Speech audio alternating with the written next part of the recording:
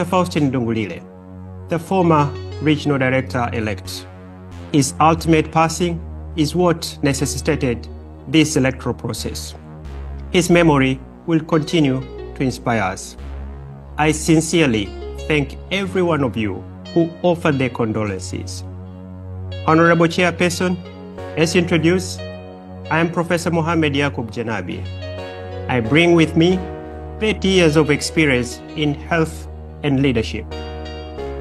From humble beginnings as a young GP, I rose through the ranks to become a prominent healthcare executive, public health specialist, a cardiologist, scientist, health diplomat, a researcher, academician, and author. I'm very much aware of the health challenges facing the people of our continent. I've lived them.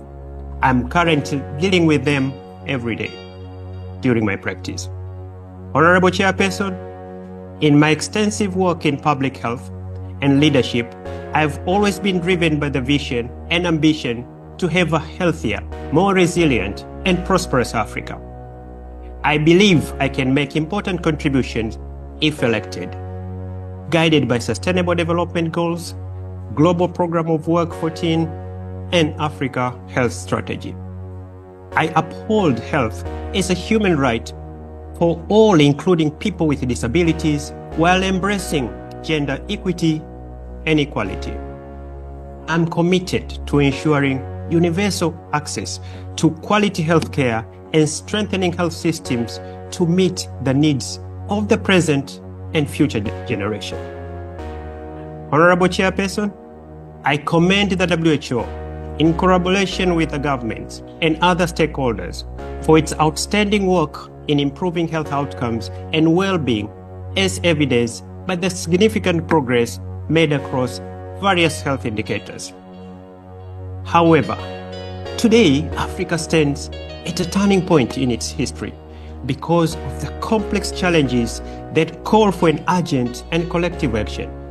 These include financial crisis we see, geopolitical instability, impacts of climate change, infodemics, the growing issue of antimicrobial resistance, the pressing realities of pandemics, and other public health emergencies.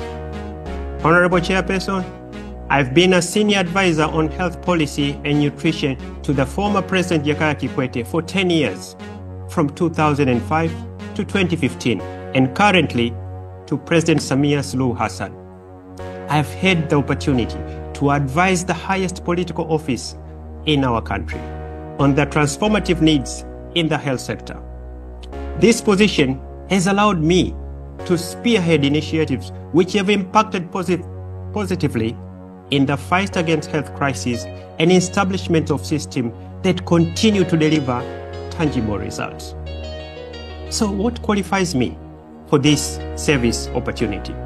I believe that Africa, where it stands today, deserves a leader who not only has the vision, but also the proven ability to deliver results with efficiency and transparency. The challenges we face as a region today demand a bold and practical leadership. Someone who understands the realities on the ground, someone who can work with government and other stakeholders to mobilize resources, and someone who can create tangible partnership to address them. I believe I'm such a leader. During my practice, I've witnessed people missing out on health care for lack of finance, and families parting ways with their possessions, the very means of livelihood, just to pay hospital bills. Yet, despite making these heartbreak sacrifices, many still find themselves trapped in debt and poor health conditions. For me, this is a harrowing experience.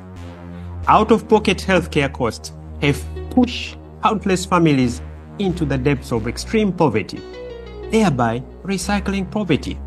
This requires urgent solution. I believe universal care is the solution. Honorable Chairperson, I have a long experience in training, research, and working abroad, followed by many years of hands-on fieldwork across the African region.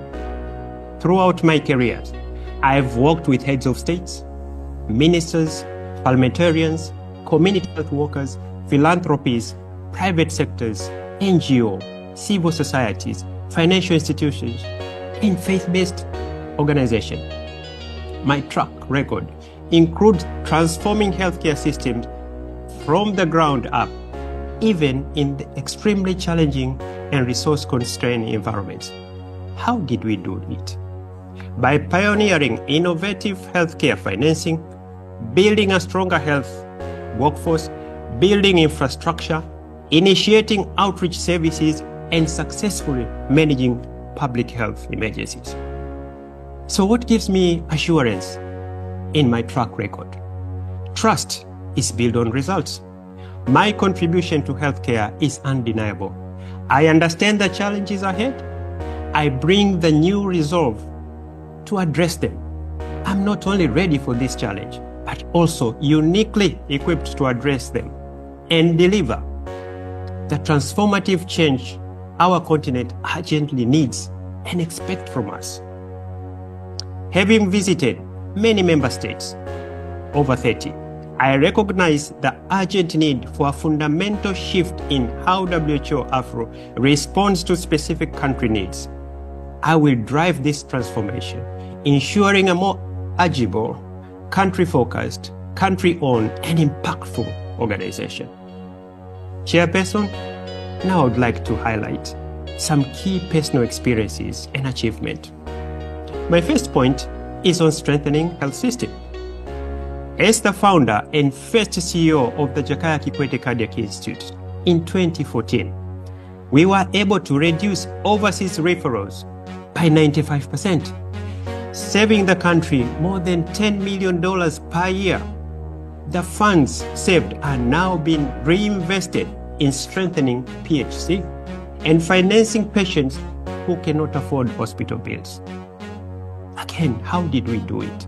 By building in-house human capacity, investing on infrastructure, advocating for an increase of health budgets, engaging private sector, financial institutions, and fostering global collaboration.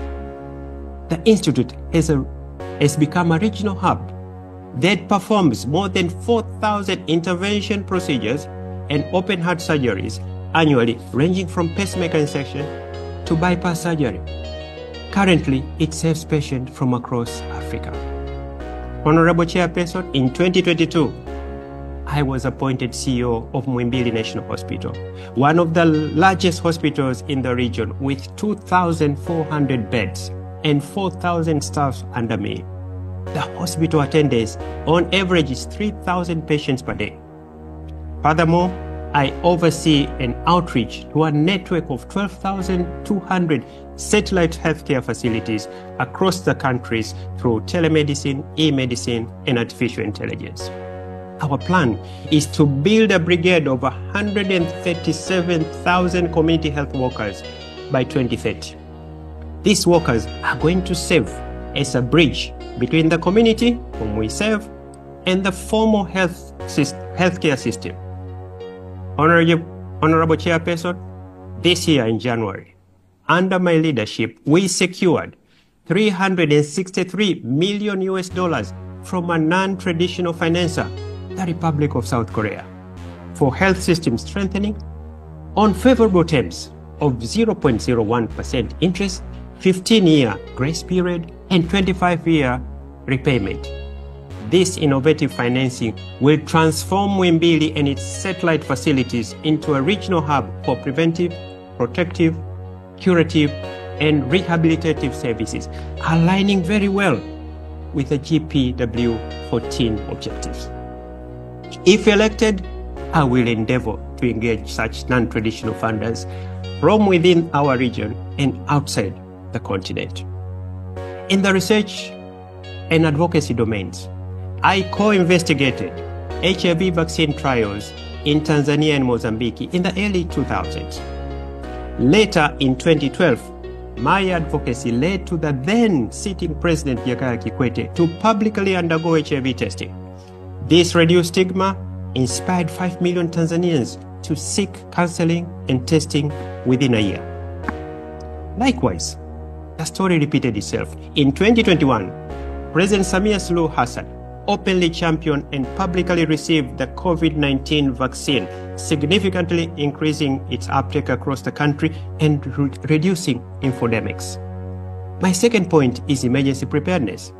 In 2015, the UN Secretary General Ban Ki-moon appointed President Kikwete to lead a UN high-level panel on global health crisis after the Ebola outbreak in West Africa.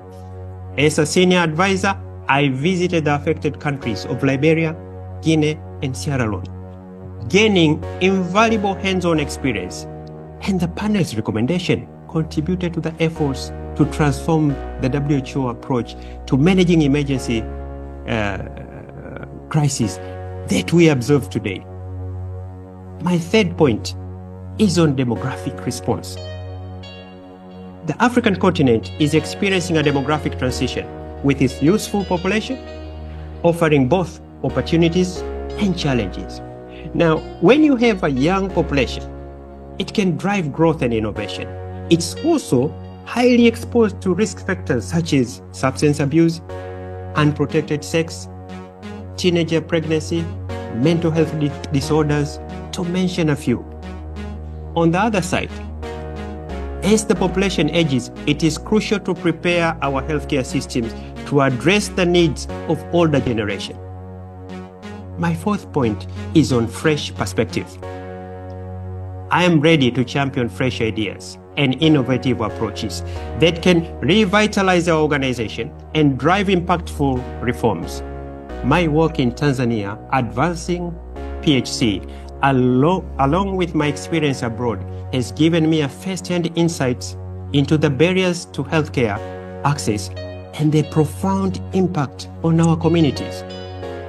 Honorable Chairperson, the challenges ahead are so broad and multifaceted. A member state or any organization cannot manage on their own. To address them effectively, we must act together in bilateral and multilateral relationship. I am committed to addressing the challenges by focusing on my 7 key priorities presented in no particular order. My first priority is universal health coverage and the SDGs. With less than 5 years remaining to achieve the SDGs, many indicators show we are off track on achieving them.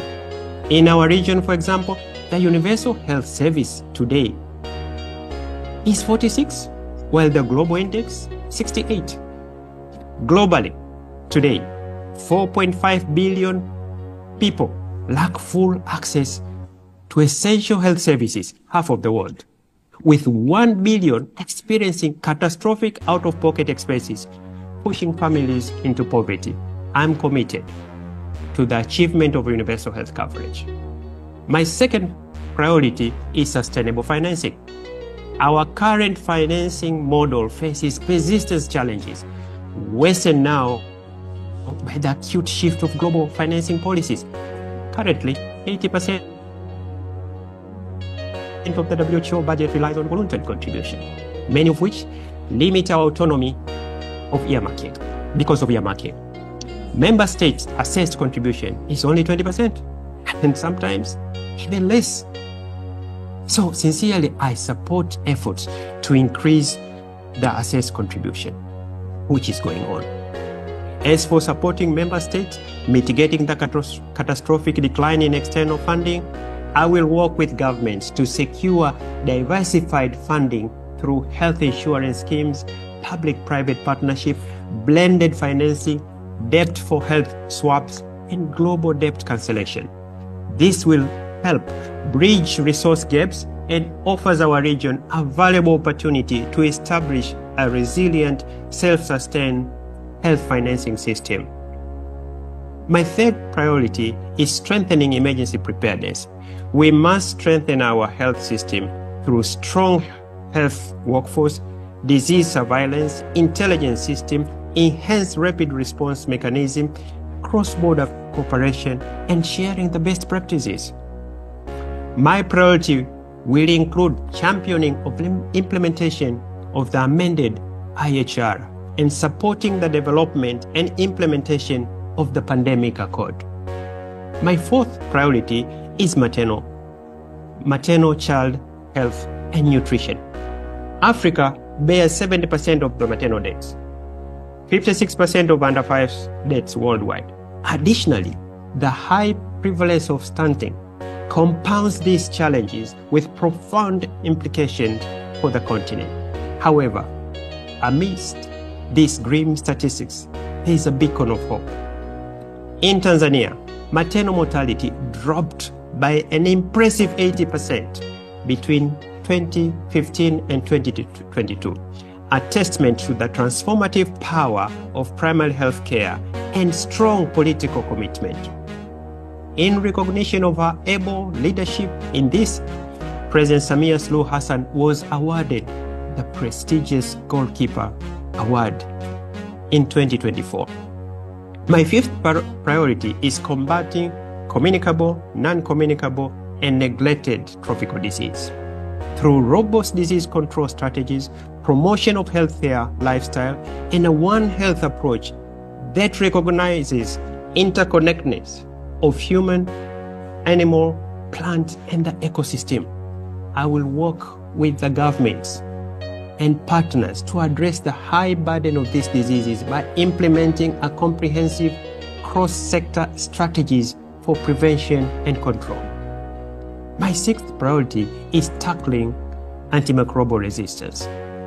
Now, this is a crisis unfolding in a slow motion. Currently, it's responsible for 1.2 million deaths annually. This is compounded by the lack of surveillance data in 40% of our member states, leaving gaps in understanding the extent of the problem. I will support the establishment of the regional databases and efforts to combat the crisis.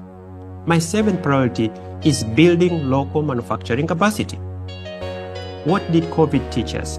COVID revealed critical gaps in our local capacity to manufacture diagnostics, therapeutics, and vaccines.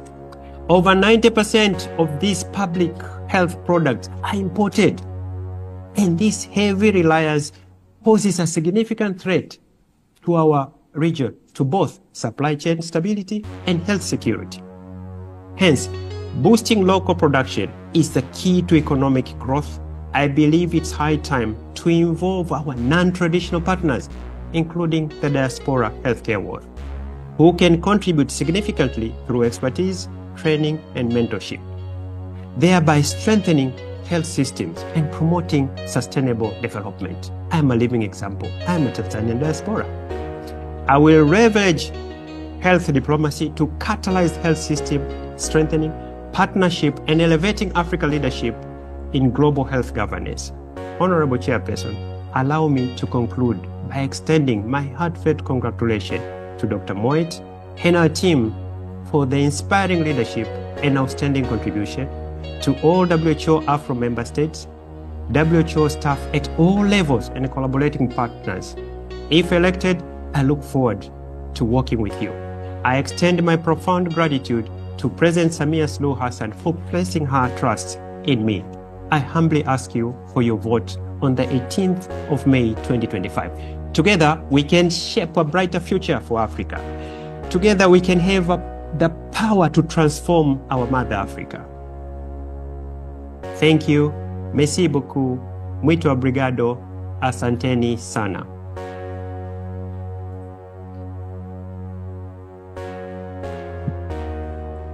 Thank you, Professor Yakub. We'll now continue the interview with questions and answers. I will now pull the first token with the name of the regional committee member which expressed their wish to ask a question to Professor Yakub.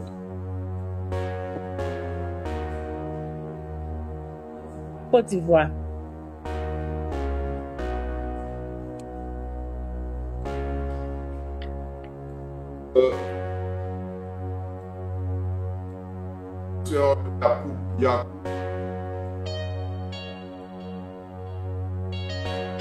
Savoir dans la gestion des urgences au niveau to find out more about the management of emergencies. aux différentes urgences qu'on a. What would your strategy be to respond to the various emergencies?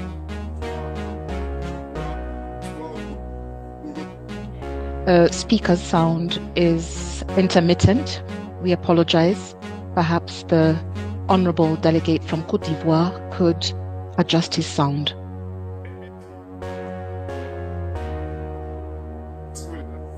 So, can we come back to Côte d'Ivoire after we ask another member state to ask a question?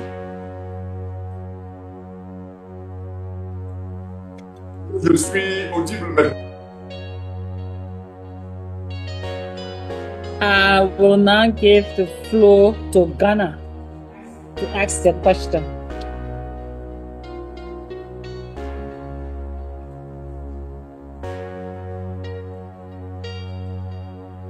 Ghana. Hello.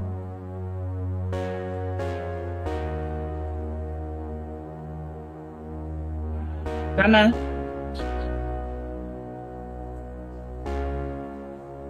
Ghana, you.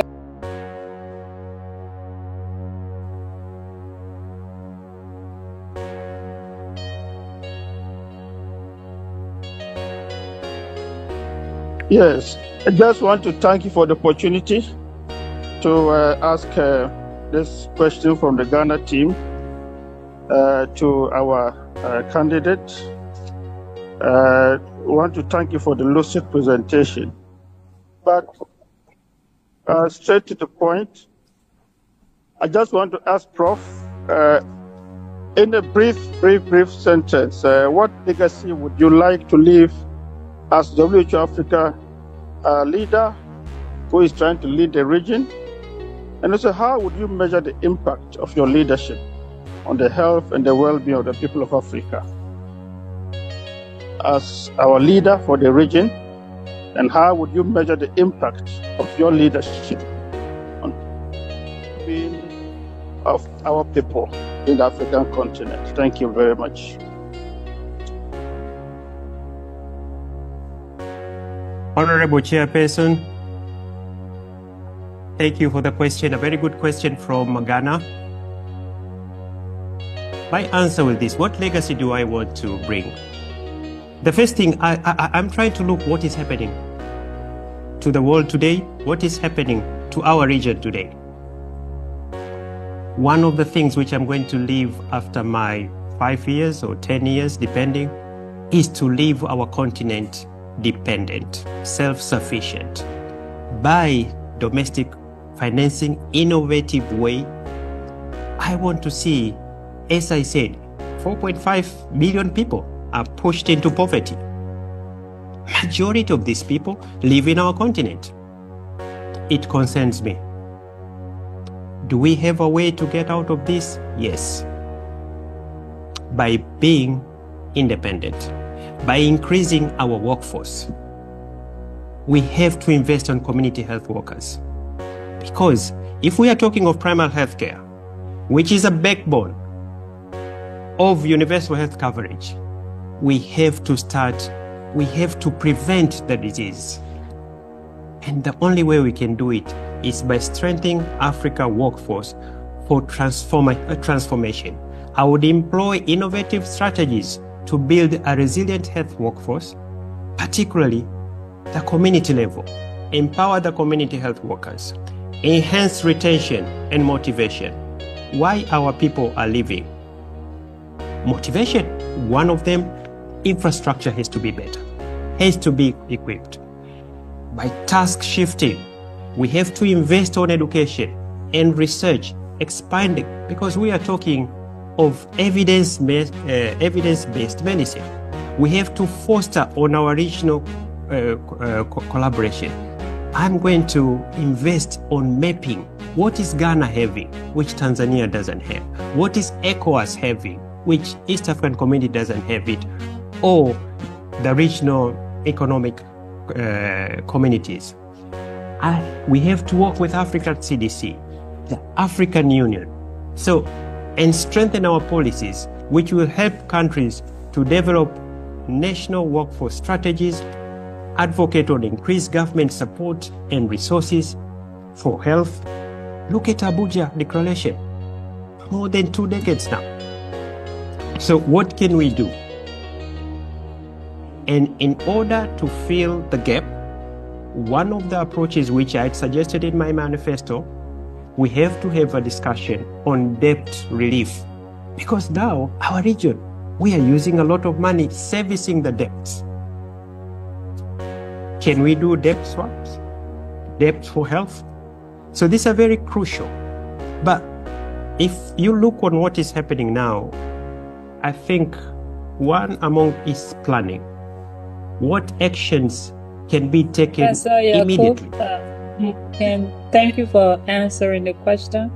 Can we go back to Ivory Coast? Ivory Coast, are you ready?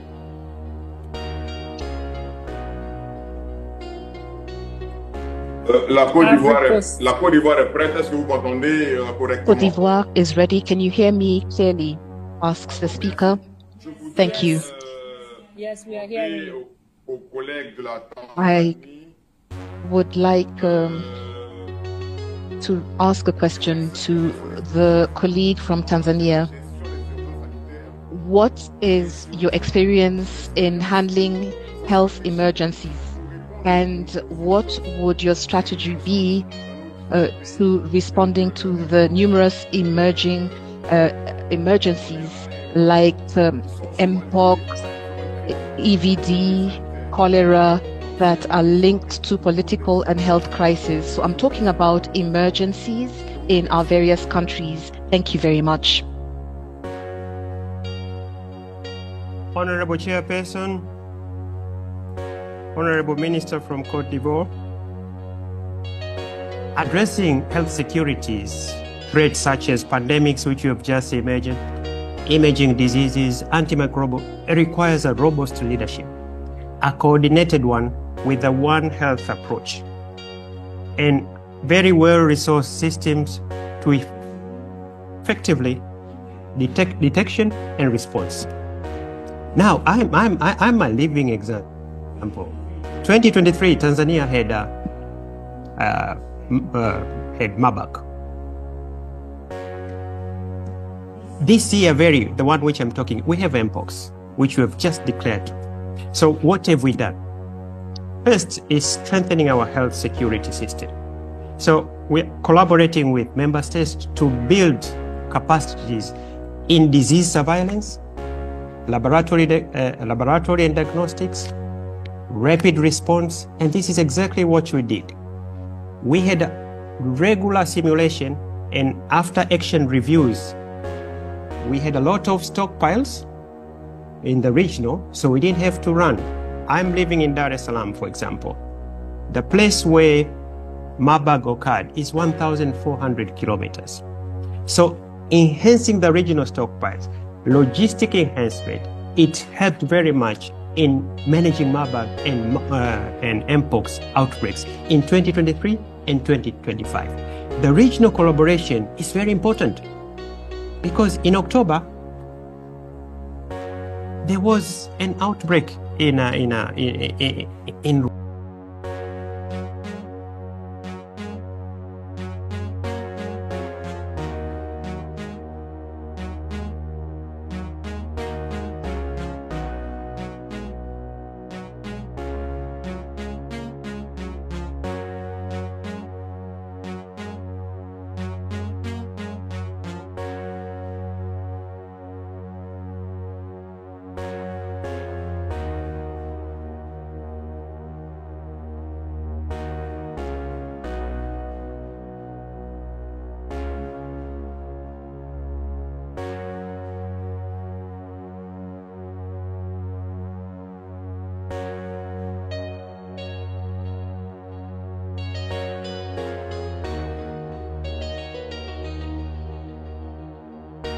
Rwanda. So we have to approach it in a multi-sectorial way, in a One Health approach. Building our own capacities, this is very important. Health workers development, scalable emergency response system. I spoke about fostering the regional and international collaboration, monitoring, ensuring accountability, and establishing metrics for preparedness. So engaging the community and the risk communication, it's very crucial in facing the pandemics. Because of time, I haven't spoken about antimicrobial resistance, which is another crisis in our region for any epidemic which will come. So it's all about preparedness, about the surveillance. I spoke in my manifesto. We have to increase the intelligence which will help us in rapid response.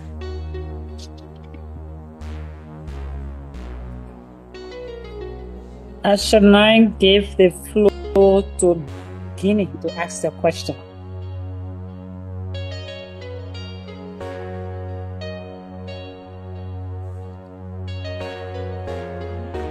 Guinea, are you there?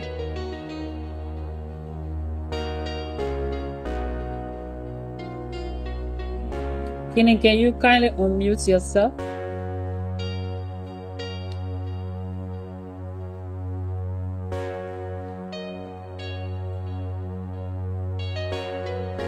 Kini, please check and see if you are muted. I will select another member state and come back to Guinea later. I will now give the floor to Zimbabwe to ask the question. Thank you, Chair. Thank you to Janabi for the presentation. The looming challenge of antiretroviral therapy following the United States government promulgation is a reality. What measures can be put in place to ensure equitable access to ARVs for the marginalized population, especially the low resistance in low resource settings? Secondly, how all changes in policy affect the affordability of ARVs and patients, and what can be done to mitigate from the financial barriers created? Thank you.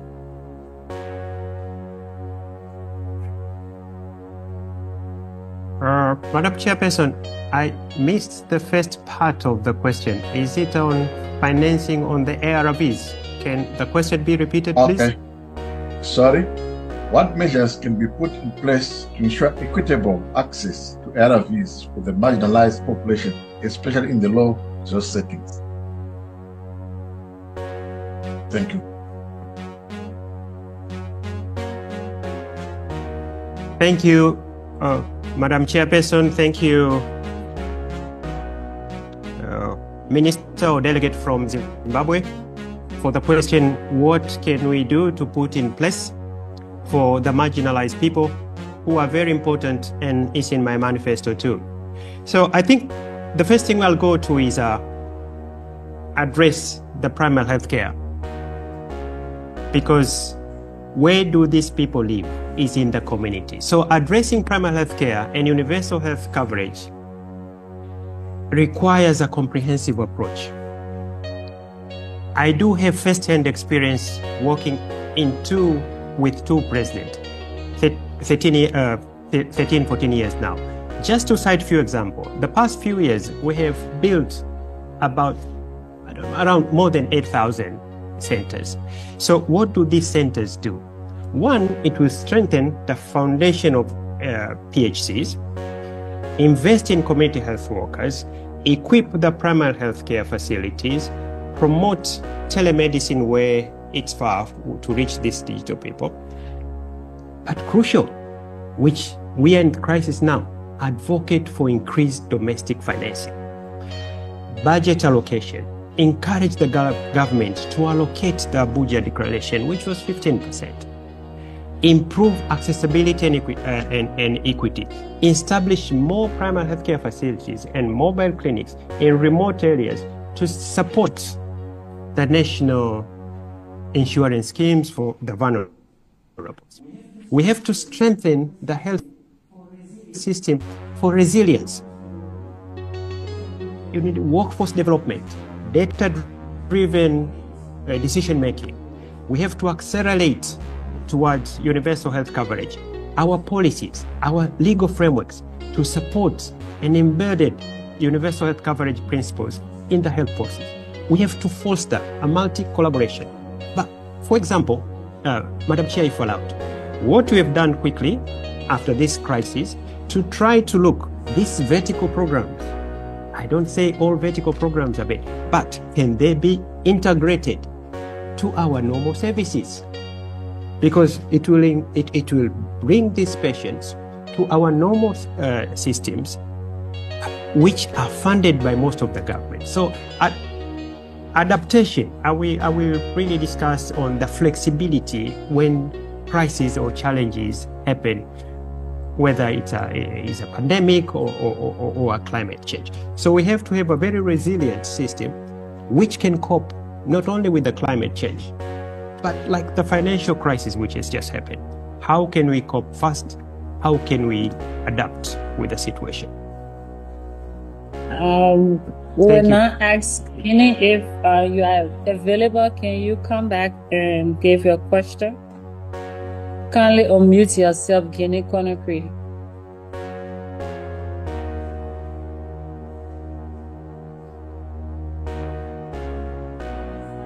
If Guinea is not available, I will.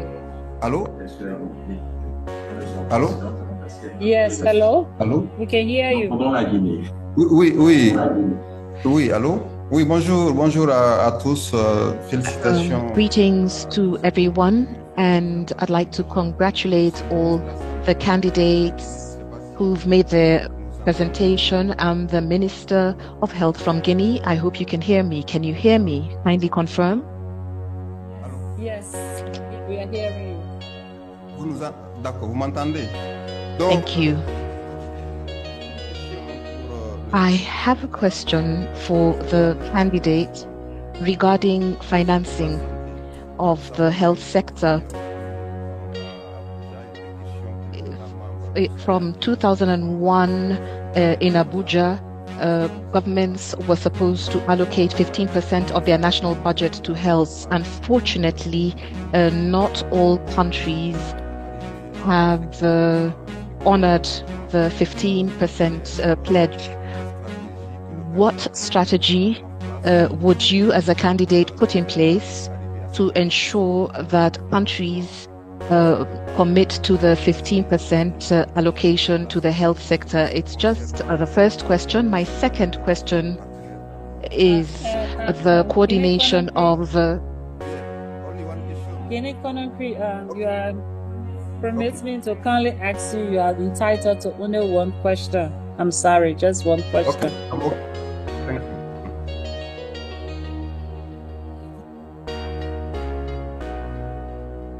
Thank you, Honorable Chairperson. Thank you, Minister from Guinea-Conakry, for a very valid and important question to our region.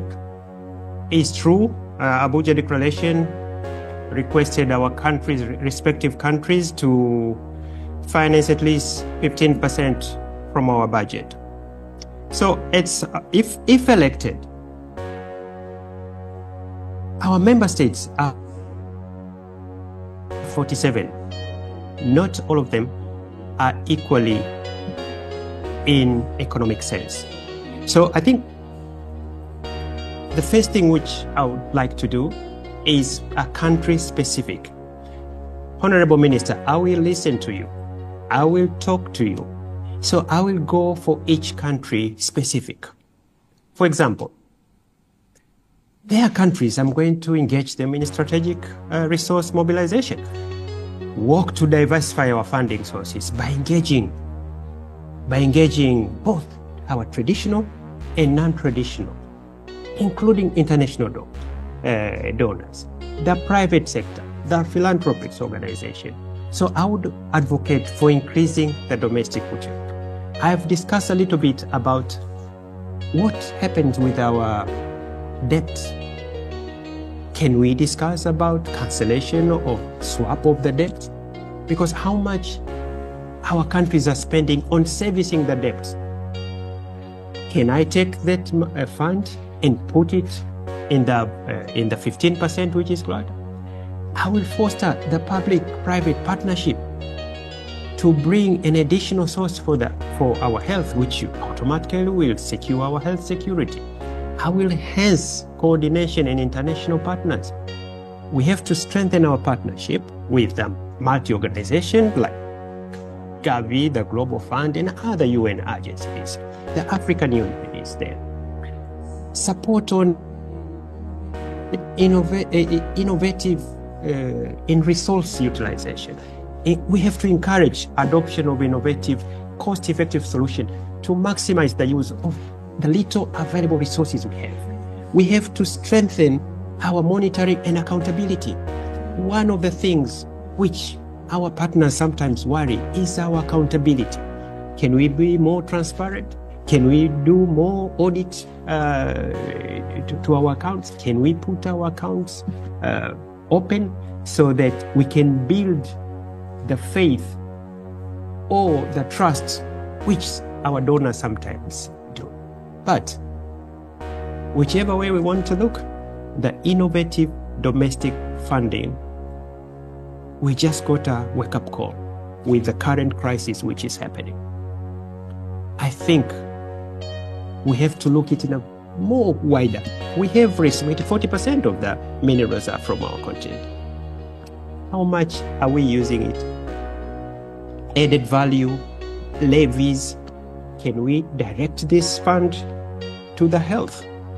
So I think, Honorable Minister, I will come to you with great humility. I will listen to you. I will listen to your advice. But together, I think there is a way for our region to be more financially self-sufficient. Thank you, Madam Chair.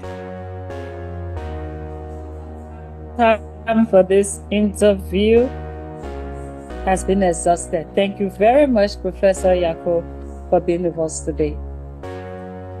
We'll now proceed with the interview of Professor Mustapha Majiyawa, proposed by Togo.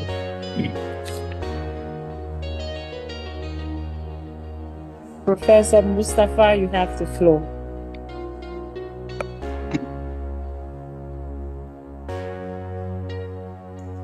We aren't hearing you. Merci, Madame la Présidente.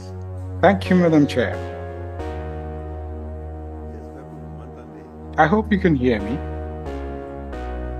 Yes, you are clear.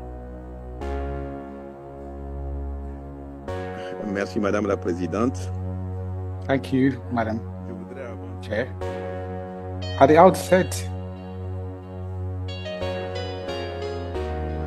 I would like to convey once again my condolences on the passing of our brother, Faustin Ndungulile, and to pray for the repose of his soul.